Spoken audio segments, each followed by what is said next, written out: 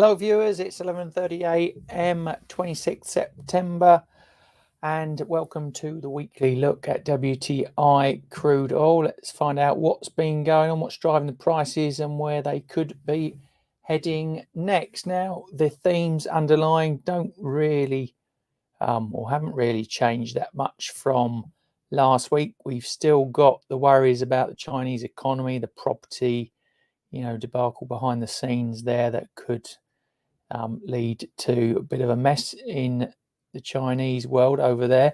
Dollar strength that's been creeping up over the week as well. That always dampens the price of US oil.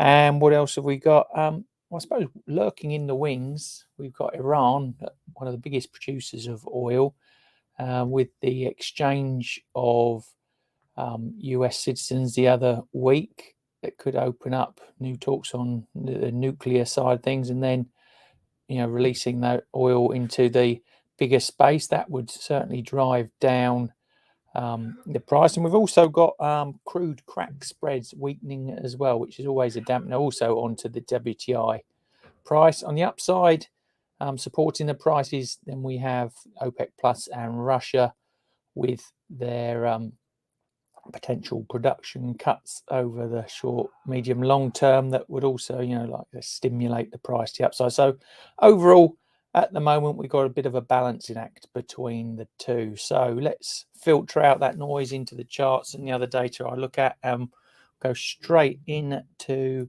let's have a look at the rig counts.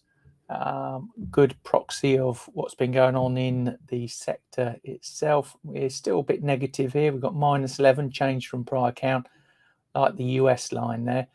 Change from last year, down -134. So weak bearish, but if you did have a longer term look, actually I think the numbers are actually up from post-COVID time. So that's encouraging for the sector. But more recently, I'd say weak bearish. In terms of inventories, what have we got?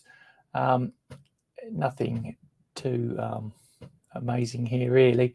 Look for the outliers, the bigger numbers like that 17 down there in early August, the 10 versus what's actually forecast to kickstart shorter term trends.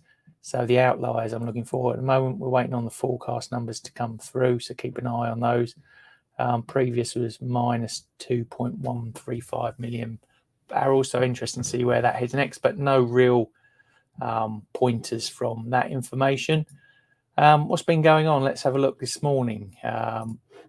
Overnight in the UK time, down to recent lows, about $88. And then when the stock markets opened over here in Europe, we saw a bit of a push up in the price, a bit of recovery up to about $89, so about $1 worth of recovery there this morning.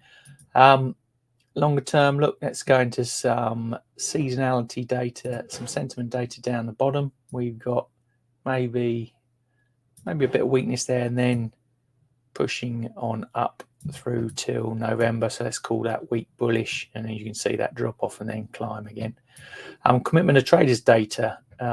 If you watch my shows, you'll know how I analyze this lot. I look for large speculators to follow price and the large commercials to do the inverse. And we are seeing that at the moment, the large speculators positions growing in size there, you can see, and the large commercials definitely getting shorter. They've gone from 376,000 down to about 400,000. You can see that reflected in the price. And it just looks like it's topping a bit around that 38.2% line, which is about the $91 mark. Now, volatility, also a good gauge to you can build strategies around just volatility on its own, but also a good gauge to how that price is moving, picking up. So up at around 31%. That's an annual volatility there. I can see it's picked up, gone through my cloud and over the moving average. So to me, that can sometimes signify a bit of selling pressure, a bit of weakness in the price. Got another indicator here, basket of currencies that are sort of, I call them the trackers of WTI oil, their performance, their economic performance fundamental to oil. At the moment, you can just see the downturn, sort of, like I said, following that price. So we're back into the cloud, maybe a bit more neutral. Gets under here, then more weakness in the price.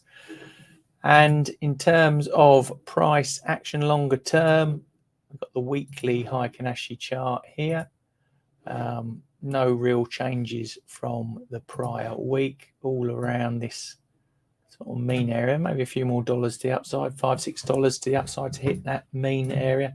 Not a lot of volume as it grows up there. The point of control down here at $57, $58. You can see the pullback potential to the bottom of that 2 standard deviation regression band, which also, if I just drag that out a bit,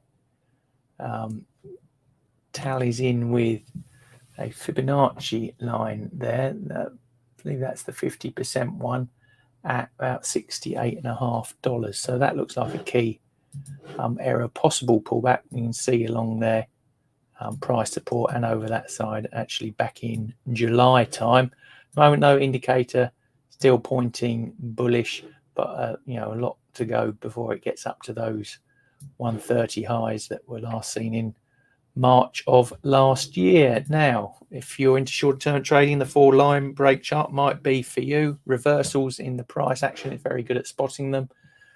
Looks like we've got a bullish setup at the moment working out.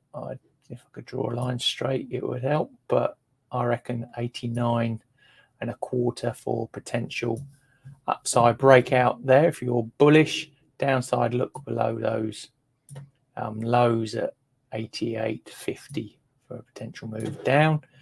And then into the Renko charts, longer term look using a $1 block size. Gives us action in this chart back to call it October, November of last year. And the highs and the lows, you can quite clearly see we've got this zone here, that $92, $93 area. That's where it's got to break up before it can think about getting to 100. We've got no volume really in that space below, so it could see a drop back to the point of control key Fibonacci line around $82, point of control around 78. So I suggest that $4 block size is where you could see that price possibly pull back into and then make its mind up for the bounce, or where all this other volume sits back into the mess down to those lows that you can see, which we last saw March of this year, about $64, $65. Focusing in on the shorter term using a 25 cents block size. So that gives us about a month's worth of price action. You can see the recent uptrend, but as you can see, really it's been chopping sideways since mid-September. A lot of volume up there, point of control, $90. Got the spike at the price there at $87, which is where that Fibonacci line is. So we could see some pullback action there. A lot of price action again around that level. So that's a short-term pullback zone, and then maybe off and running back up.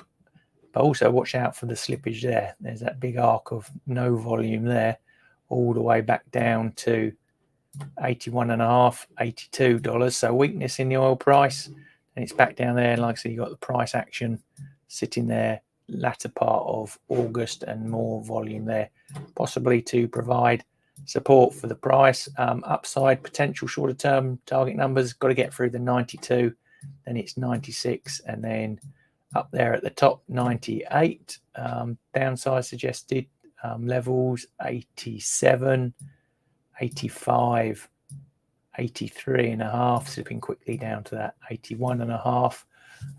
But at the moment it's looking, I would call it maybe neutral, weak positive possibly at the moment.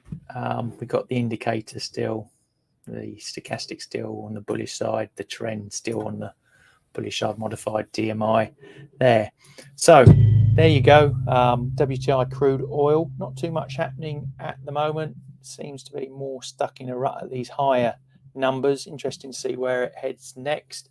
there's some good up and downside moves still left in there. Now, later today, 1 p.m. UK time, having a quick look at Nat Gas, what's going on there as well in terms of price action, where it could be heading next. And if you like today's video, please give us a thumbs up. Hit that subscribe and bell buttons if you want to be notified of these sort of live stream events. There's plenty of them in the week. We've got some more coming up tomorrow as well. And all that's left for me to say now is thanks for watching. Good luck with the trading, and I hope to see you all again soon.